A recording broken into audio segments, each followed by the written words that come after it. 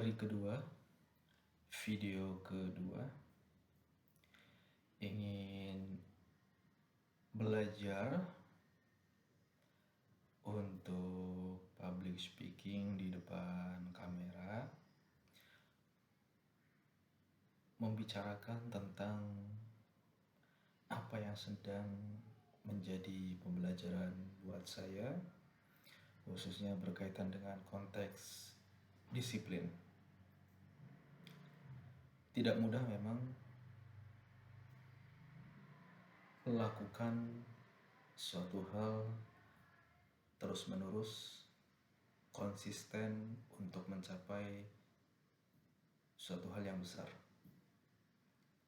Secara teori, secara konsep, saya mempercayai bahwasanya capaian yang besar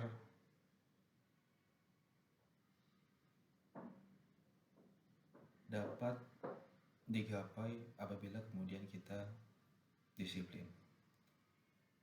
Namun saya mengakui juga bahwasanya disiplin tidak semudah itu. Tidak semudah membalikkan telapak tangan. Tidak semudah kita berbicara.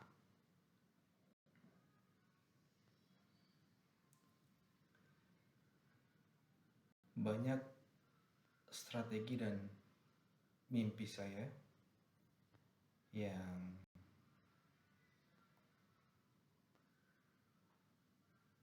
pada akhirnya mungkin belum tercapai, belum terwujud karena saya merasa tidak disiplin untuk melakukan hal-hal yang bisa menggapai itu. Maka dari itu saya mencoba untuk belajar disiplin. Salah satunya membuat video ini yang harapannya bisa disiplin, walaupun untuk konteks membuat video ini pun bukan suatu kewajiban bagi saya.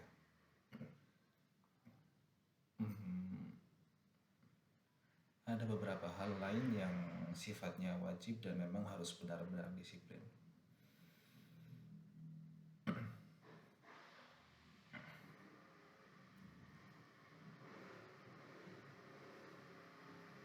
Ini sedang menjadi pembelajaran utama bagi saya untuk bisa disiplin, khususnya beberapa konteks atau pekerjaan yang sedang saya lakukan, agar kemudian memang benar-benar berhasil dan tercapai harapan dari suatu pekerjaan yang sedang saya jalani.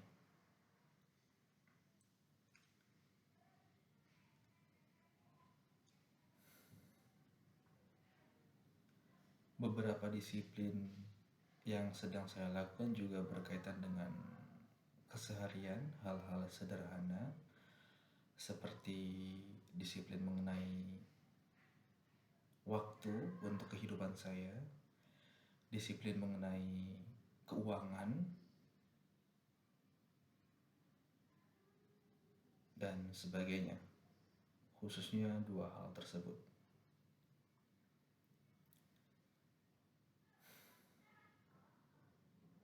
Disiplin mengenai waktu memang beberapa waktu terakhir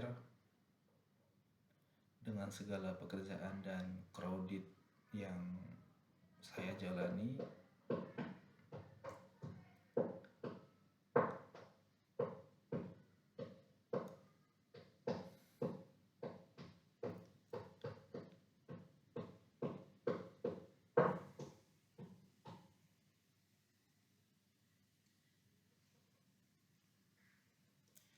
beberapa di antaranya yang sedang saya jalani gagal begitu. Bukan gagal dalam artian tidak selesai, tapi gagal dalam artian berprogres, atau saya memiliki keidealisan terhadap suatu progres tapi ternyata tidak tercapai, seperti itu. Sedang cukup banyak hal yang saya jalani yang artinya saya memiliki konsekuensi yang harusnya bisa lebih disiplin untuk mencapai atau menggapai itu semua. Dan menurut saya pribadi, disiplin itu berkaitan juga dengan bagaimana kita bisa mendetailkan jadwal dan pekerjaan. Bukan tentang jadwal saja, yang mana kapan dan jam berapa melakukan atau mengerjakan apa yang dalam satu lingkup, tapi idealnya lingkup tersebut perlu didetailkan lagi.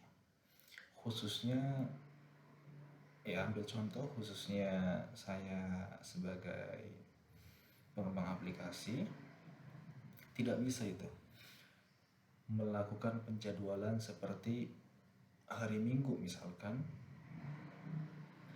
mengembangkan aplikasi A dan B.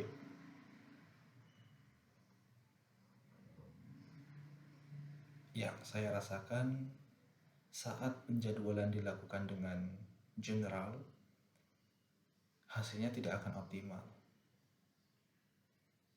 Dan dari situ saya berusaha untuk evaluasi agar penjadwalan itu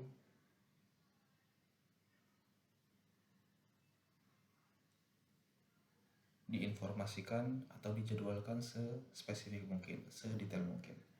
Misalkan hari Minggu pengembangan aplikasi A, fitur A1, fitur A2. Itu untuk Minggu pagi. Minggu siang aplikasi A, fitur A3, fitur A4. Untuk sore aplikasi B, fitur B1, fitur B2, dan seterusnya.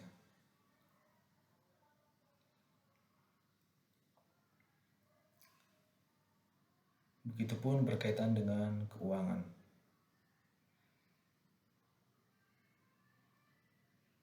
Beberapa kali saya gagal dalam melakukan manajemen keuangan karena salah satu alasannya adalah terlalu general dalam mempeta-petakan keuangan. Di saat misalkan pengeluaran dalam satu bulan yaitu untuk makan saja misalkan, yaitu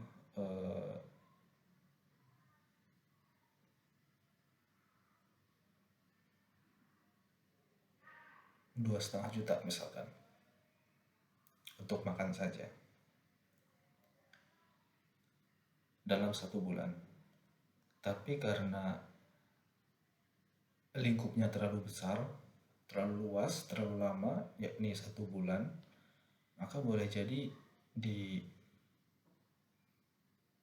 pertengahan bulan atau bahkan di akhir bulan itu sudah habis, tidak sesuai dengan waktu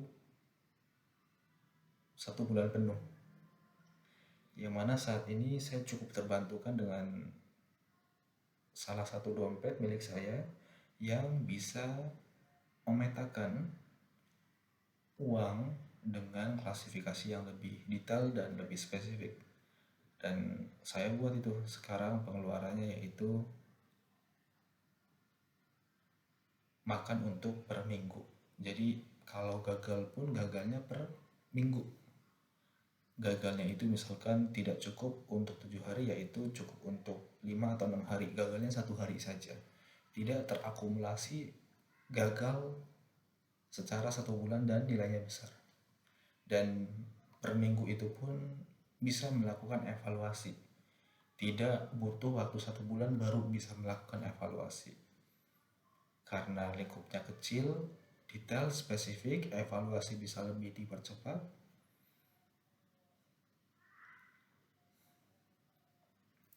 Lalu penanganan juga lebih sederhana karena nilainya tidak begitu besar. Dan tentunya motivasi untuk berubah dan memperbaiki jauh lebih besar.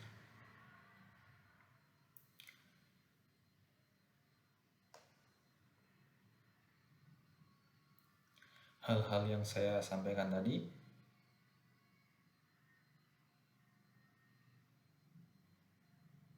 terutama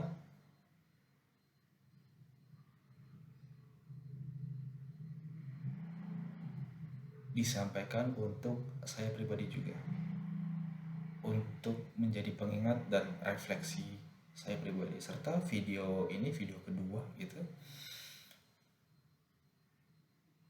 Tujuan utama saya, orientasi utamanya yaitu ya untuk bisa melanjutkan melakukan uploading video di channel saya pribadi untuk mencoba mendisiplinkan saya ya, walaupun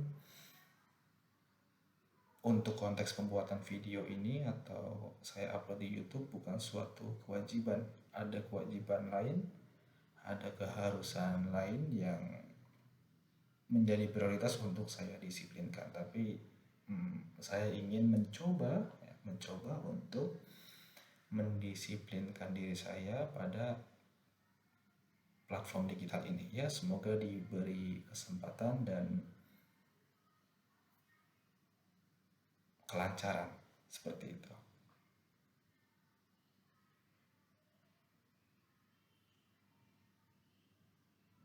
Dan saya teringat juga bahwasanya ya bukan mungkin lagi tapi pasti ini belum sempurna juga. Tapi saya teringat satu hal, bahwasanya ada kalanya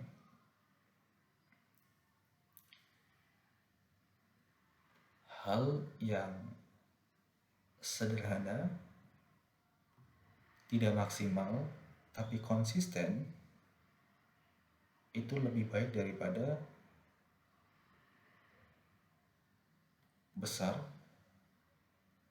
kompleks, tapi dikerjakan dalam satu waktu. Ya mungkin ini berkorelasi juga dengan profesi saya sebagai pengembang aplikasi, yang mana saya meyakini hal-hal kecil yang dikerjakan secara konsisten akan lebih baik daripada hal besar, optimal gitu ya, butuh banyak waktu tapi dikerjakan dalam satu malam.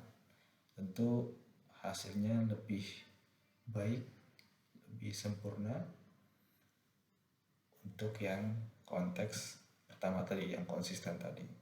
Mungkin sama-sama selesai, tapi untuk konteks sempurna dan optimal pasti bisa lebih didapatkan oleh konsistensi.